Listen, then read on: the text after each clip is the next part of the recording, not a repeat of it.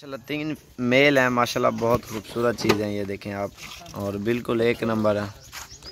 और इसकी पीसी माशाल्लाह झालर ये देखें, और मुलायम जिल्द में माशाल्लाह बिल्कुल खूबसूरत चीज़ है ये देखें आप। नवी झाली को, और ये देखें इसका पूँछ माशाल्लाह, इसकी लंबाई और इसका नाक, और माशाल्लाह डबल हड्डी इसको कहते हैं, मोटी टांग में, और खूबसूरत जानवर हो। नवीद एडो इकट्ठे कराई थी आमने सामने।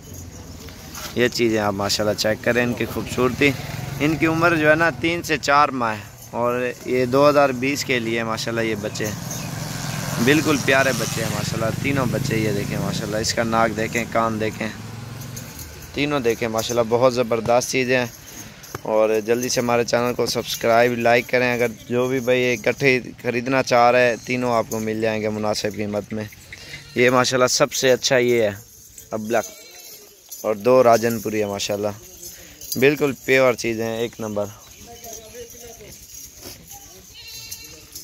और ये देखें माशाल्लाह बकरियां अल्हम्दुलिल्लाह बहुत होते हैं हमारे पास। ये देखें माशाल्लाह।